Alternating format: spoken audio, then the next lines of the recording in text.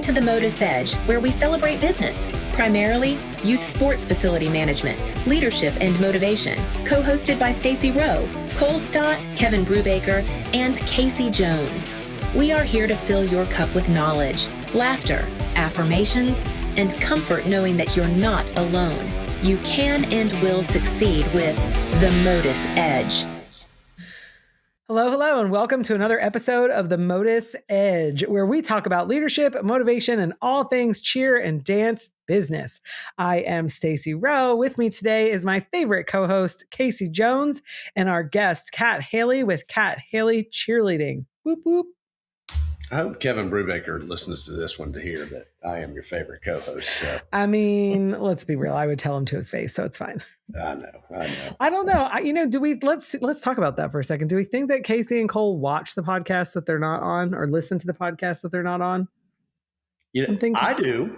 And I would not say that I've listened to all of them, but I have listened to some because I was obviously very interested in the Pro Cheer League when I was not on that one, but obviously part of that. So yeah, I listened to it. So yeah, Pro Cheer League. So Kat, did you watch the Pro Cheer League that was on not that long ago? We were just talking about how I'm not great with technology, and I thought that the Pro Cheer League was going to be on Varsity TV until it started, and I realized it was not on Varsity TV. So I have been enjoying all the clips that everybody have posted on TikTok and Instagram, and I have such regrets not being able to tune into it live because it just looked like such a good time for everybody. Yeah. I will send you a link. How about that? And then you can watch it. That would be so good. I would appreciate that. I didn't know that was even possible. What is this magical link that you speak of? Somebody sent me the link too, because I was there. I was in person, and I was like,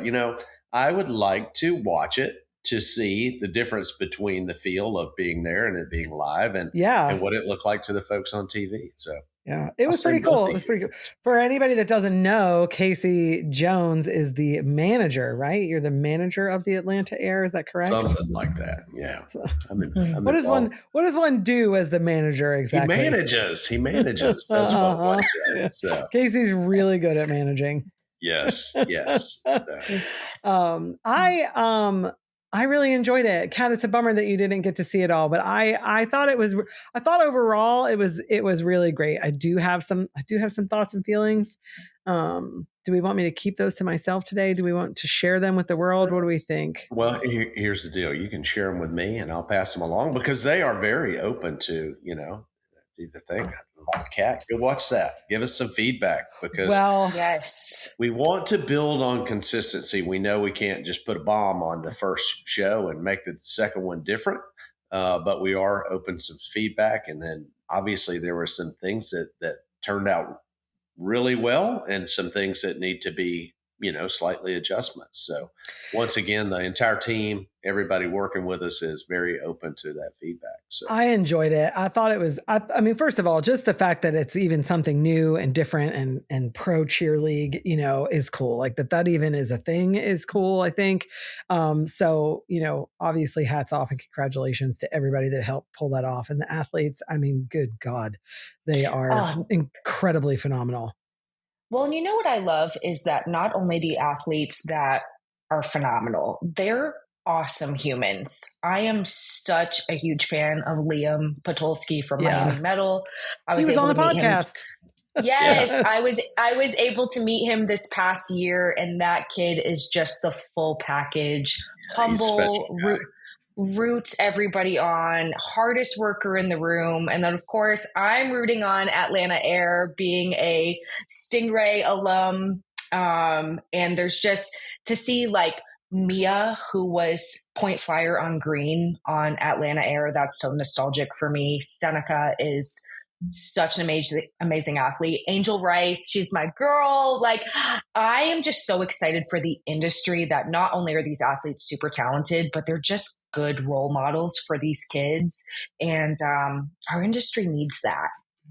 I agree. Yeah, I agree with exactly what you said. And the thing, as I was sitting there kind of on the side over on the bench, so to speak, during the the matches, the kids and I call them kids because they're not, these are older athletes, but they were having so much fun. It was so relaxed. And they just kept saying, this is the most fun thing I've ever done. So, Right. it wasn't the pressure of competition, which I love that pressure. That's important too. I'm not saying this is better. It was just different for them. And it offered them an environment where they could be very supportive of not on their own team, but the other teams, in a The relaxed. sportsmanship Yeah.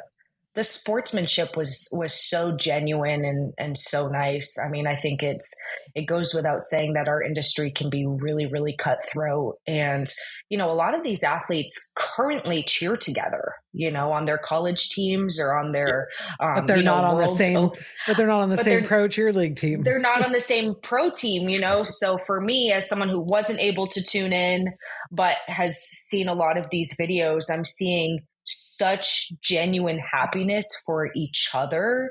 And that for me is so cool. And again, something that our industry needs. I thought that games.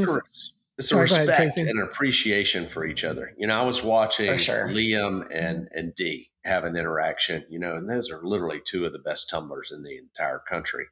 And it was just a mutual respect. And then they were talking and like, hey, let's get together sometime and tumble, and it wasn't a cut through. I want to beat you. I want to do this. It's like, let's collaborate. Let's work together because I respect what you do and you respect what I do. And it's cool. Very cool atmosphere.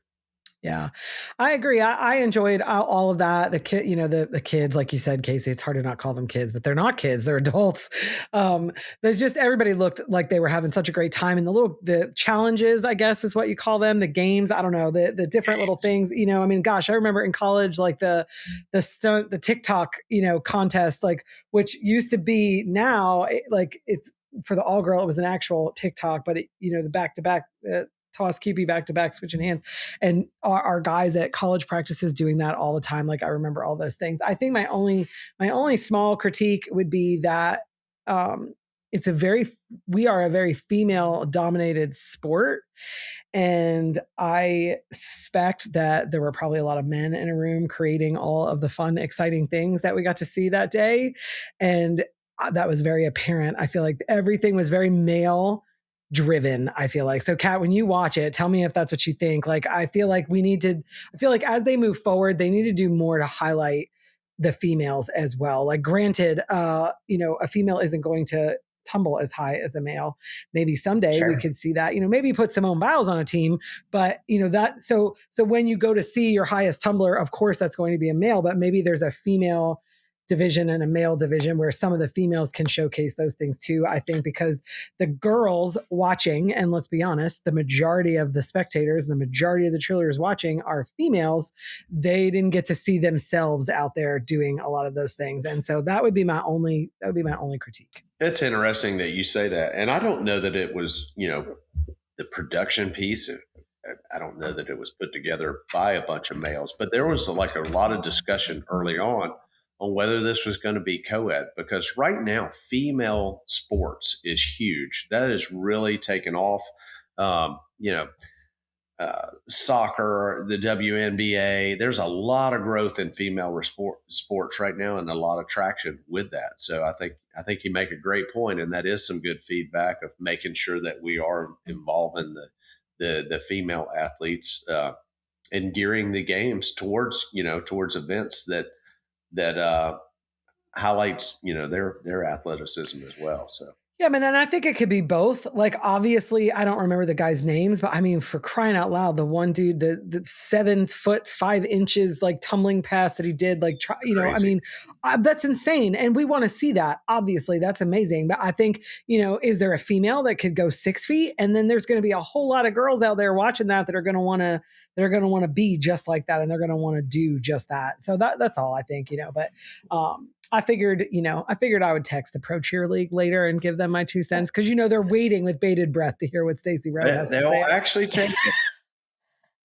They'll actually take it. There's a big desire to want to get everybody's feedback. So Well, one of the critiques that I saw online was, these are the pros, so they should be doing things different than level 6 and level 7 athletes. And what we saw was a lot of those sort of current day level 6 and level 7 skills. Obviously, you have your athletes doing the double backs, the double layouts, which is a huge push, the double back basket tosses. And as a flyer, there's absolutely no way someone could have put me in one of those. Oh, come on. So I think it's going to be, I don't know, you guys would have to throw me in the pit a few times first. But I think it'll be interesting. Again, this is the trial run. And I always, I encourage people that have been critical that let's keep playing around with it to keep making it right. And again, to your point, Stacy, there's so many brilliant people in cheerleading. Share your ideas so that way we can grow this, because it's only going to make the entire industry better. Totally. And I have no doubt that it's going to continue to evolve. And, I would suspect that, they've only had a few months to get it together. I would guess that there will be some new things coming out, that we've not ever seen before, that they'll think up when they've got some time and a minute to, I can't even imagine everybody trying to practice and process like all the different game things that occurred, like all of that is new. And so now that that's all happened and everybody's digested it, I suspect that we'll start seeing some more creative, different things kind of coming, as we go down the road, I'm sure, which will be awesome. I think it'll be good. It's been a while since cheerleading has had some true innovation like that. So I'm and it's, excited we're trying to attract a different audience, because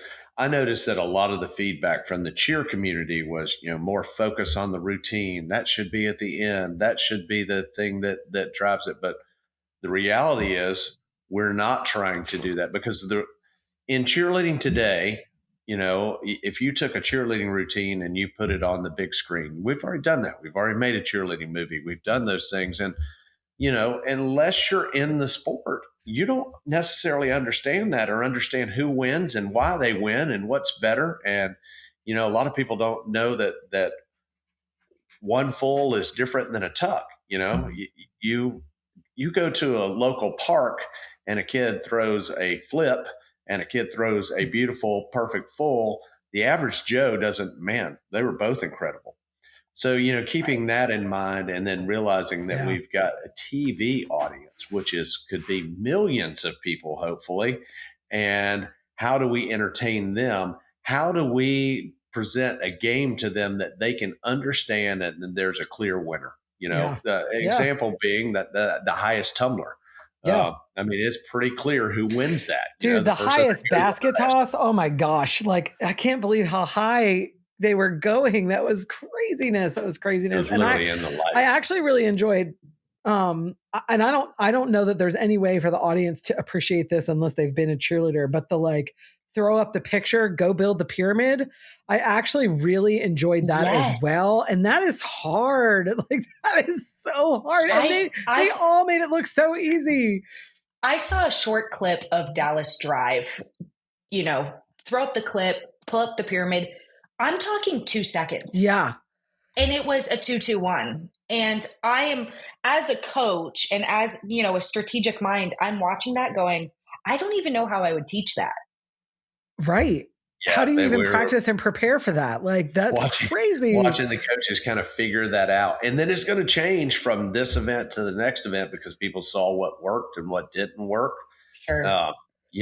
But that's a great example though, Kat, because that was kind of one that I don't know that anybody was within our group was excited about. Whatever, we're going to go and build a pyramid. And that has been one of the most popular ones. That one's gotten the best feedback. So. Well, and I think something else that's important to remember in terms of, we're trying to attract other people that maybe don't know anything about cheerleading. When I think about the Olympics and all these celebrities that know nothing about gymnastics that are in that gymnasium watching the Olympic gymnastics happen, I would argue that Olympic gymnastics is the most popular sport to watch amongst everybody. Because everyone wants to watch Simone Biles. Yeah. Everybody wants to watch flips happen because it's it's so impressive. So I think that I think remembering that, I guess, gives me hope that we can do that same type of thing with the pro cheer I league. mean, I think you're right. Yeah, everybody wants to watch that, but it's also basic because there's a name, and there is Simone Biles, but there have been Simone Biles before, and I'm not right. the gymnastics. I can't rip those Dominique off. Dawes, Shannon Miller, Nastia Liukin, Carly Patterson, Lane Wilson. But we have that in cheerleading. We've got those names. We've got those names, Liam and Seneca, and just people know them. And now I think what our job is with the pro league is to take those names, and that's a household name within the sport of cheerleading. Now, how do we make it a household name to the entire country and then to the entire world? And I think we can to a degree because other sports have done it, and I know that us three here all believe that cheerleading is a legitimate sport. I mean, it's one of the most athletic things. There's no timeouts. There's no both cheer and dance the same way. So I think there's an opportunity there to really make some of these folks famous. And we talk about, Kat, I put you in this group like you were one of the original cheer celebrities. You were known across the country, and you still are. But known in the sport. What's the next level? Known around the world. Sure. Think about known around the world. And I really think some of these kids, it's not about, for most of them, I don't think it's about the money, but I do think it's a way, I think some kids are going to get rich off this and literally fame and fortune.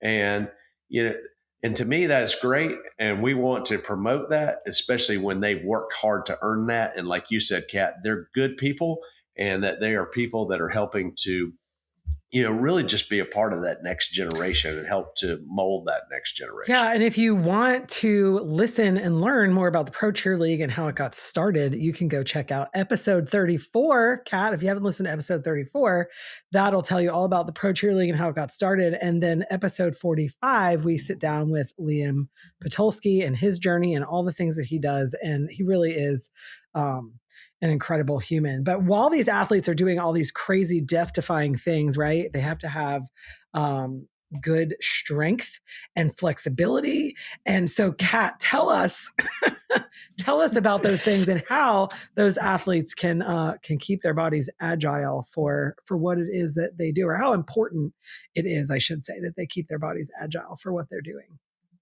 For sure. Well, Casey knows a little bit about my story, so I'll give you guys sort of the quick version of how I got super passionate about helping to protect athletes in our sport. I started cheer at a young age and was always just naturally gifted at tumbling due to my stature, and I was fearless. Well, during my journey, I tore my ACL 3 times. I tore my meniscus 3 times. And same knee, both knees, all the knees, knee, girl, same knee. Same wow. knee. Over I thought and over after and you over. tore your ACL the first time, it was supposed to come back stronger. Well, clearly it didn't work out for me. Maybe it did. It's not strong enough. Yeah, correct. So I had a lot of. There were so many different reasons that I continued to injure myself. And it was such a detriment, not only to my physical health, but my mental health.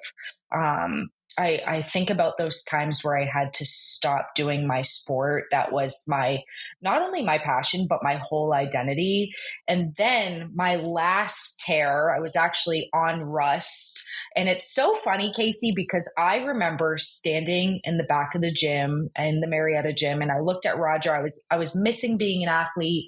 And I said, I think I want to do rust, but I think I'm going to tear my ACL again. And he looked at me and said, I think you are too. And so I did it anyway. And I had the best cheer sport performance ever. And then a month before Worlds, I was tumbling on the rod floor in the North Gym and I felt a click. And I finished the pass. I finished the pass and I walked it off. Because at this point, I'd torn it so many times, my leg, I guess, was just used to it. So I competed at Worlds on a torn ACL. We had no idea it was torn. And at that point, the universe was like, you're done. And to be honest with you, I think had that not happened, I would still be living in Kennesaw and I'd be cheering for Paige on electric at 32 years old. The universe was you like, would have been on the Pro Cheer League. I would have been on the Pro Cheer League. The universe was like, we need to shift you into your, your purpose. So to sort of flash forward, when COVID happened, I needed to teach kids online and just make some money. I had a lot of bills and I just needed to hustle, and I didn't want to teach tumbling in living rooms. I did not need Susie's mom spotting her on a standing tuck. So I settled on flexibility because that could be hands off. And so I started doing all this research, and I realized that everything we had been teaching has been wrong.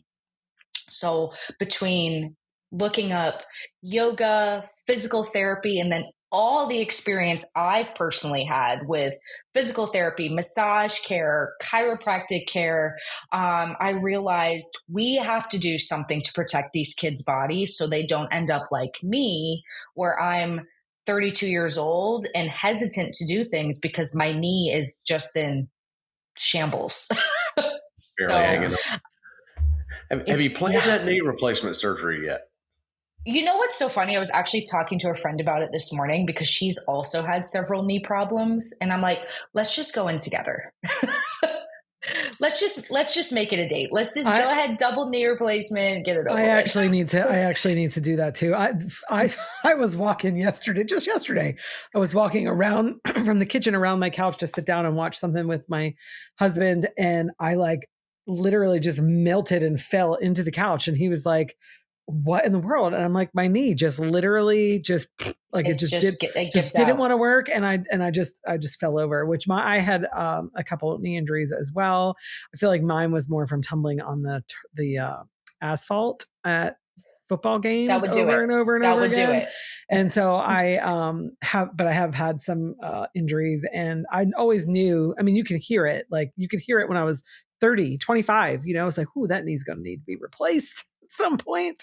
I think that point has arrived, but I'm like, I want to keep putting that off for now. For sure. We forget, age. Yes, we don't realize that we have one body. And this is something my mom and I talk when about we're all the time. young, especially, you think you're invincible. Yes. Yeah. I think about all the things that I was doing with my body. And now, again, that I'm 32 years old, I'm like, if I was gifted a day where my body was in 100% health to flip my body over, I would totally have a mental block. I would be petrified to flip my body over at 32 years old. And that's the biggest thing I want to educate kids, is that you do have one body. You feel invincible now, but if you don't take care of it now, while you're at your prime, you will feel those aches and pains and irritations as you get older. And it just affects your quality of life. Yeah. Well, we just have so many more resources today. Sometimes people are critical of cheerleading, of the sport of cheerleading, but the reality is we didn't know, this sport is pretty new, and people were kind of making it up as they went. And there were athletes like yourself that were phenoms. You could just naturally pick up the tumbling.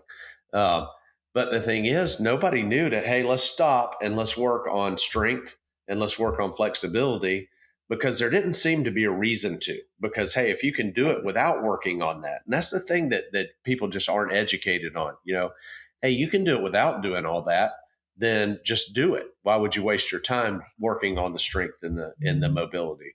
Well, fast forward 30 years later into the sport, and now we know how imperative that is. But we just have so many more. You're such a great resource, but there's so many resources. Like you said, you were able to spend that time and do the research and find out. I think that I think, Casey, that everything that you're saying applies in life in general too. It's not even necessarily sport. Stretching your body is extraordinarily healthy for any human being on the planet. And I think it's funny because the very first exercise, if you will, that kind of came out that emphasized that was yoga. And in the beginning, it was kind of like poo-pooed like it was, the tree huggers exercise and it wasn't good for your body. And not that it wasn't good for your body, but it's just that wasn't real workout and that it's not good for you and, whatever. And I think that it kind of demonized it in the beginning early on, and now I feel like that's not the perception anymore. But I think that's kind of what society's like, oh, stretching, we don't need to stretch. That's not important. We need to do the hard things.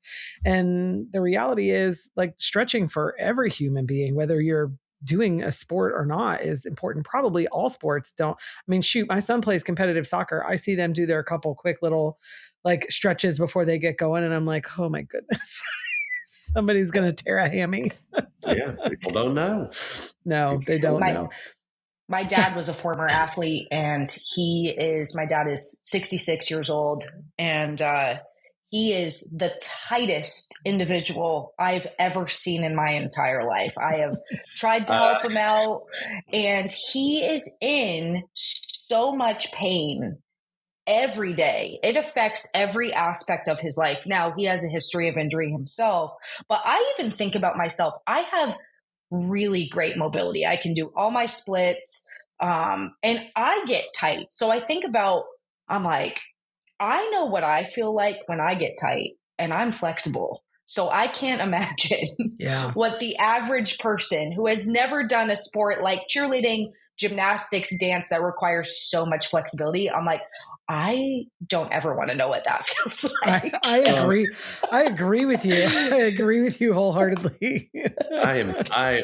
Your dad and I may be in a competition because I'm about as flexible as a baseball bat. But that's the thing I've learned. If I don't work on that, and I'm not perfect at it, but I have a couple things that I do in the evenings. I have a slant board in my bedroom, and I think everybody uses electric toothbrush now. But the 2 minutes of electric toothbrush, instead of I'm going to stand here and brush my teeth for 2 minutes, I load up my toothbrush and I go over to my slant board and I work my calves and I sit. I will literally, the last minute of brushing my teeth, sit in a squat on the slant board because I know if nothing else, I'm going to get 4 minutes a day, 2 in the morning and 2 at night of mobility. And that's 4 minutes more than I ever did before. So because it is so important, because I think I want to be in my 70s and still be able to travel and do things and climb a mountain and hike and do all that.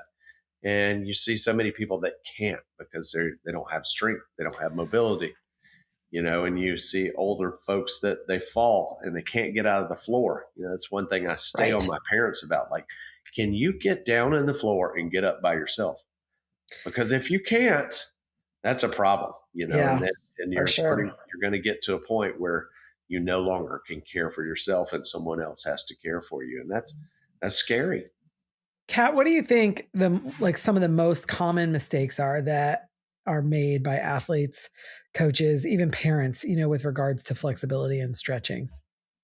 So there's a few different things. Number one, something that I always teach my kids is flexibility actually is neurological. It does not come from our muscles. It comes from our brain. So what I tell the kids is that we have all these invisible wires that run through our body. That's your nervous system. And when you go to a doctor and you get a shot and it hurts, that's your nervous system alerting your brain, hey, something's not right here. And that same nervous system, when you're stretching and you feel it start to be painful, that is your nervous system alerting your brain, hey, something isn't right here. So number one, the thing that I try to educate parents and kids on is that we want to go into things slow because our nervous system likes when we go into things slow. A fun fact is if you go into surgery and you're under anesthesia, anesthesia. I'm like, did I say that right? Your nervous system shuts down. You can do a straight leg scorpion. So, So number one, our brain likes when we go into things slow. There's this common myth that we have to do splits for 5 minutes at a time. Our brain doesn't like that. Our nervous system senses that as an emergency. So what will happen is after you hold that split for 5 minutes and you get out of it, your body will actually tighten back up because your nervous system says, I don't know what that was, but I don't like it. So number one, going into things slow, holding things for 60 seconds max is key. Number two, Oftentimes we think back flexibility comes from our back, but it doesn't. One thing I'll do is I'll ask the kids, I'll put my leg on top of something and I'll say, okay, if I'm stretching my heel stretch, am I stretching my hamstring, the back of my leg, or am I stretching my stomach? And they look at me and they're like, well, obviously your hamstring. And I say, okay, so if I'm putting my leg backwards, am I stretching my hip or my back? And you can see their brains are starting to go, and they all look at me and they go, your back? And I say, the only thing that's moving is my leg. So when it comes to back flexibility, I don't even touch a bridge. I might do a bridge rock, but the primary focus for flexibility, for back flexibility, is actually your hips and your quads, because the only thing that moves is your leg. So when I see all this crazy contortionist stuff on Instagram and TikTok that's getting all these follows and likes and all the things because it looks cool, I always tell my coaches, my parents, my kids, if it looks crazy, it is crazy, and you probably just shouldn't do it. So that's the second. I mean, that's a pretty simple advice. Yes. If it looks like the average person can't do this, don't do it. You obviously have your kids out there that are freakishly flexible, that can handle that type of thing, but the average athlete can't. So I don't even touch it. So it's so funny, Kat, that you talk about the neurology of it. And I never knew that and never understood that. And then recently, Casey knows this, for the last couple of years, I was diagnosed with MS, which is a neurological, disorder. But I mean, it's an autoimmune, but it wreaks havoc on your neurological system. And Sure. my muscles are constantly like tight all the time. Because that's, wherever my lesions are, that is what is affected the most. So I'm not nearly as flexible as I used to be. And I feel myself, I feel like getting tighter every single day, and I try to stretch constantly. But when you said that, so Casey Kat did a webinar for our premier coaches just a little while ago. And when she was on the webinar and she said that, the light bulb went off, and I was like, oh my God. So for anybody that thinks that might be hogwash, like, I'm here to tell you, I am living proof that is actually an accurate statement. Yeah, it's pretty crazy. Well, next time I go under the knife, I'm going to show the doctor a straight leg scorpion. I'm like, will you put me in this? And then take a picture of it. Take a picture and send it to me so I can market it. So that way, like, we have proof that it's true. I love it. When I get my knee surgery, Kat, I'll have them do that for us. There we go. I love that. Well, I'll go in with you because I need mine done too. Perfect. The last, probably most important thing that I see people fail at, I see a lot of parents and coaches come to me to say, hey, we have this athlete, she's super muscular. Because she's muscular, she's really tight. And I say, well, that's not actually true. We don't stretch our kids after practice. And that's why they're so tight. That's why the injuries happen. We do this like elongated stretch at the beginning. And like Casey said, we have come so far in learning that a static stretch at the beginning of practice is more important than that elongated stretch. But I always tell people, take 5 minutes at the end of your practice. Like Casey said, it's better than nothing. Stretch out your kids' hips. Stretch out the quads, stretch out the hamstrings. That's going to eliminate injury. And again, for those flyers that are super, super muscular, strong tumblers, strong jumpers, they absolutely have to stretch at the end of practice or they're going to remain tight. You do those elongated stretches at the beginning of practice, what you've done is you've essentially relaxed the muscles and they're not able to fire up quickly in order to do their job at practice. And injury can happen that way. So again, we have to go into things nice and slow to set our bodies up for success and again, prevent that injury from happening. But I think flexibility, the reality is most people that are trying to get super flexible, couple things. They're trying to be great at jumps, or they're a flyer and they want the straight leg scorpion like you talked about. And it's just not an overnight process. It's not correct. It's not a month. It is months and years. And, and the reality is it should turn into a lifetime. Not that you need a straight leg scorpion for a lifetime, but you do need mobility, strength for a lifetime. So Well, and I always compare it to diet culture to make things like really easy to understand. The best, safest, healthiest way to lose weight is drink water, eat less calories, and exercise, period. There's all these fads out there, the vitamins, the shots, the things, and I'm not knocking people that have to do those things, but the average person needs to eat less and work out.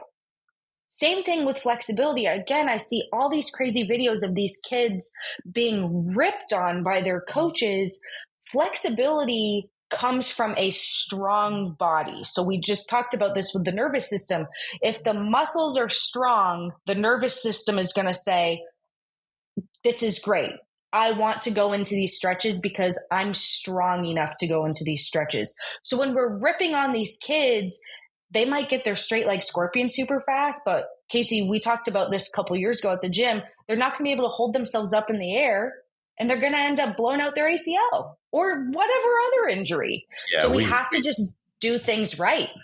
We certainly see that and identify that with flyers. There are some flyers that are super flexible, but they're not tight.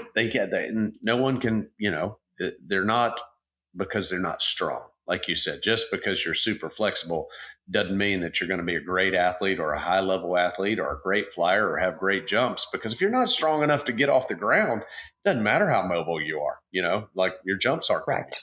So, yeah. So I think I don't know why my mind went to this, but when you said that strength and people being flexible,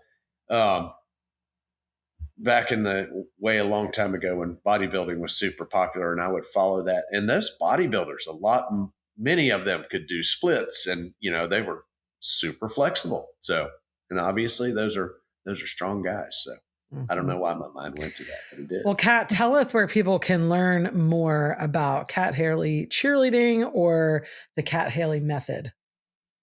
So I have a website with all of my videos at cathaleycheerleading.com. I offer a variety of different series. I'm actually working on adding more. I'm in my slow season right now, which is amazing.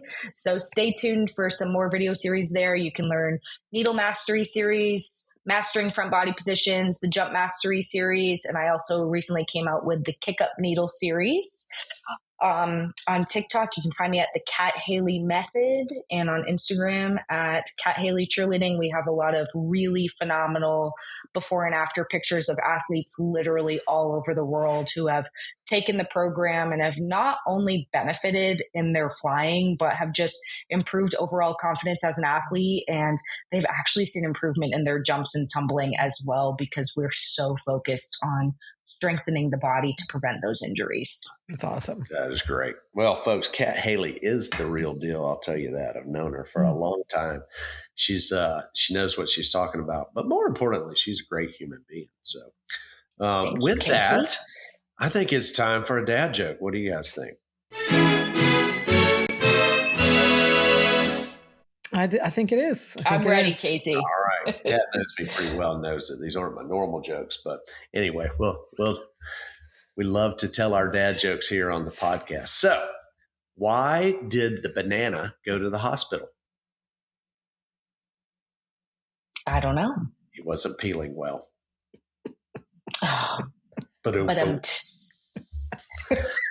So, like I said, we love our dad jokes. Be sure to send us your favorite dad jokes so we can share them on the show. We are actually getting more and more people sending those in. So if you find a great one, you see a good one somewhere, Kat, make sure you send us that. You can email them to Stacy at joinmodus.com. That's STACY. Or just send us a DM on our social media at Join MotUS. So with that, we will be right back. This season, your journey doesn't just end, it finals. The Prime Alliance unites leading event producers to create something big. MotUS members get 15% off all Prime Alliance events and the chance to earn bids to the One Prime Finals in Virginia Beach, Sandusky, Ohio, Las Vegas, Nevada, and Orlando, Florida. Experience something new. Celebrate your season in unforgettable places. Learn more at theprimealliance.com. That's theprimealliance.com. Interested in attending the One Prime Finals? You can learn more about the event opportunities at theoneprimfinals.com. That's TheOnePrimeFinals.com. All right, Kat. So we're going to have a little bit of fun with you and Casey. We like to take all of our guests through a little rapid fire questionnaire to get to know you. A quick way to get to know you, who you are, what you like. It's just a super fun little segment of the show. So Casey is going to answer these for you, but we'll see. I'm not going to. Oh, well. Yeah. All right. So a little rapid fire. Here we go, Kat. You ready? Camping or luxury hotel? Luxury hotel. See, I like to camp and then have the luxury hotel in the end. But stilettos or ballet flats? I don't. You know what? I don't get to wear them very often, but I'm going to choose a stiletto. You go, because girl. I'm short, and it makes me feel tall for once. I love it. Phone call or text? Oh, you know what? I'm going to say phone call. Me too. It feels more intimate. Me too. That's our old souls right there. So that's right. Book smart or street smart? I'm such an empath. I'm going to say street smart. I don't know. Remember when I first met you, hadn't even eaten any rice yet. So that's true. Stacy, I don't know if you know this about me. Poor Casey and Roger. Let me just go on a quick little side note here. Please when do. I first moved to Georgia, I was the most sheltered individual you've ever met in your life. And they probably were like, what have we done taking this kid on? And I'm such a notorious picky eater. I was 18 years old and we were at Willie's, my favorite Mexican joint to this day. And I told them I was out to eat with them. I said, I never had rice. And they looked at me. I'm surprised they didn't send me home at that moment. It was like, I would imagine someone, they're in Asia, they're in Japan, and maybe it's like squid on a stick. And you're like, that's crazy. I'm not eating that. But, to the Asians, they eat it all the time. But she's like, I've never had rice. For Kat Haley. So. Rice. We're like, but you since have had rice. Did they make you try the rice that day? I did. I tried rice, and I also remember trying black beans. I remember Casey or Roger made me try black beans, but I just lived on buttered noodles. I was so sheltered. So that's funny. Yeah, I'm so grateful that they let me stay and they broadened my horizons while I was there. Yeah. So it was Kat kind of became part of my family. We, obviously everybody in the cheerleading world, and you become close, and Kat moved down, and then she was working for us and coaching with us and all of that. And we just had a group of coaches, and we would always all go to lunch together or hang out over at my house together. Good. And, like I said, I almost consider her one of my children. It was like she was at my house that much, and we just had so much fun and tried new things like rice and experienced the world. But it was cool because, people that is one. Sometimes people are critical of athletes moving around the country, and I'm critical of that too at a certain age. But, Kat, how old were you when you moved down to? You were super. I was 18.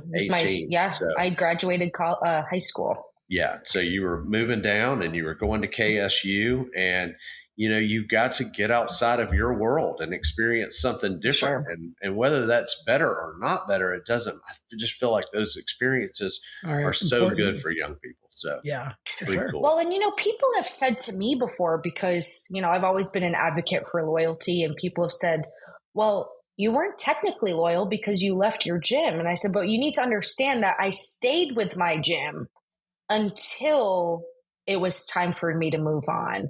My gym owners were in complete support of that journey for me. They knew that I had a big goal. They knew that they couldn't offer me that experience. And so I always encourage people. I know for me, I was very close with my family. I'm still very close with my family. I think it's important to have really big goals in cheerleading, but I think I would have had a lot of regret doing it earlier, missing out time with my grandparents, missing out time with my cousins, missing out time with my parents. You're only a kid once. So again, I have no regrets waiting. There's a lot too, I feel like, with your teammates and your people that you've been, on a team with for so many years, moving up. Like, I think that is also an important part of the experience and the journey as well, and kind of having that senior moment all together and, where you guys worked to, to build, I don't know, that camaraderie and that team all throughout however many years, you know what I mean, that you did it. I think that is also an important part of life, an important part of the experience as well. So sounds like you did it at the time that was right for you. But the thing that I see is like your time at Stingrays, I'm certain, I hope that it had a good impact on you in your life. But what I do know is that you had a great impact on Stingrays and the lives of many kids. There are kids that you're still in touch with that you coached, however long ago that was. Gosh, everything just, time flies now. So, but that was the thing. Like, I think that's an important piece to remember as well, because you had tools and you packed up your toolbox and you took it somewhere else and you shared that with us, so it's not just all about what Stingrays or live in Atlanta or what that gave to you. It's about what you brought to our community as well, which I think is huge, because like I said, even still today, you have an impact on Stingrays. You have an impact on the entire cheerleading community, but you still have a big impact on our program, even though you haven't been an athlete or a coach in it for quite some time. Well, I appreciate that so much, because I think about the Stingrays brand in general and the influence it had on me before I even considered calling Roger up to say, hey, will you take me on as a super senior? I mean, I've always loved the brand, always loved what it stood for, integrity. There was a sense of class within the program. And I still, it's so crazy. It'll be 10 years this year since I moved back to Maine. And it feels like I was just in the gym yesterday. I agree. I'm sitting in my kitchen right now, and it's like I see you right there on the other side. Yeah. It doesn't feel... Yes, I know. It doesn't feel like it's been that long. And it's my favorite thing about cheerleading is the connections. I always, even when I was an athlete, I always wanted to know other athletes' stories. What's your practices like? What's your journey like? And my time at Stingrays is, again, something that, even though it was 10 years ago, it still feels like it was yesterday, because it's been such an important part of my journey. Well, I appreciate that. You were basically, like I said, just such an impact on us, and to me, that's the way it should all work. That's part of the community. You're adding to the community, and then in return you get something from it. So I love that. We have a question, Kat, from one of our listeners, and I chose this question actually because I felt like it applied to you. It was about stretching. So I was like, oh, this is perfect. So this is from Emily in Wisconsin. How do I get the parents and staff on board with creating a stretching regimen for my program? Oh boy, I think education is super important. There's so many things that we know we have to do as coaches in terms of hitting the score sheet, teaching tumbling, why we place kids the way we place them. And we have to remember that, we talked about this earlier. Cheerleading is a very niche sport. It's not like a baseball or a basketball where even if you don't really know about it, you probably know something about it.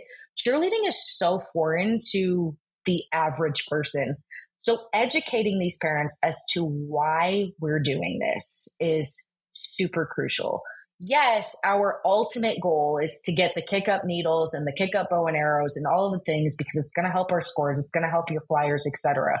But the biggest thing is reminding them that this is for injury prevention. We don't have an off season. Our season is 12 months long. So implementing this is not only going to help prevent them from injury, which is something that I've talked about so many times, but it's just going to make practices easier for them. It's going to make them a better athlete. And again, I always compare it to diet culture for the parents because it's a little bit more relatable for them. We have to do these things in order to nourish our body. So that way they can do this till they're 22 years old and not have to stop at 15. That's a great message. I agree. I love that. And if you are out there and you have a question that you want to have answered on the show to get our advice, answer to our guests, whatever, myself or Casey, please feel free to send your questions. You can also send your questions to Stacy at joinmodus.com, or you can DM us, leave a comment anywhere that you see our show, and we will get to your questions on our episodes. Casey, I'm super excited to celebrate. We had an owner reach out and tell us how excited she was with her program growth. She came to the MotUS Business Expo, and through the roundtable discussion, she said she took back some of that information and doubled her enrollment, which I think is pretty cool. So I wanted to share that with you. I think that's very cool. And we talk about flexibility and how it takes time and consistency. I think business is the same way. You don't create a great business overnight, and you certainly don't maintain a great business. You don't stay in business 20 plus years. You don't do that without consistency and growth and the willingness to learn and to get better. And to me, the best way to do that is through community and sharing with others and talking to others. And, I say this often, but I know far more about what not to do than actually what to do. So, that's the thing. And I want to learn from others and the mistakes they've made and the successes they've made. So that's wonderful to hear. I mean, that's our biggest passion with MotUS is being able to help gyms because I truly, truly want the sport to grow. Well, and Casey, I gotta chime in on that because one of the most important things I learned from you as the owner, God, I think I was 20 years old, is always surround yourself with people that know more than you. And I never, ever forgot that. And I preach it all the time to people up here in the Northeast. I think we're in a really emotional sport where we're really, we're so passionate that we get offense. We take offense to things when people say, hey, you should try it like this. But surrounding yourself with people that know more than you is only going to help make you better. And I never forgot that advice from you. Well, look at that.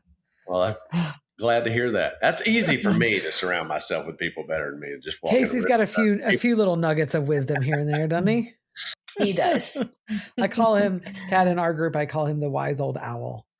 Yes. I love that. Casey is like the wise young owl. Casey's like either a 90-year-old man or he's a 20-year-old boy. Like he's 12. I bounce between 90-year-old man to 12-year-old. Yes, he can give you a lot of wisdom and a lot of crazy. That's actually very accurate. I actually really appreciate that. That's super accurate. I identify with that description of myself. Yeah. I can switch into 12-year-old male mode in a hurry. So, yeah. Well, if you are still listening to our show at this time, you are in a treat.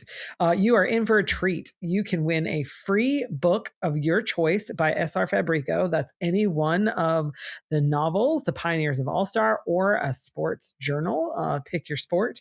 When you subscribe to our platforms, leave us a review and comment on social media. Casey rocks. You got to comment Casey rocks in order to win. I almost chose something Casey's stupid.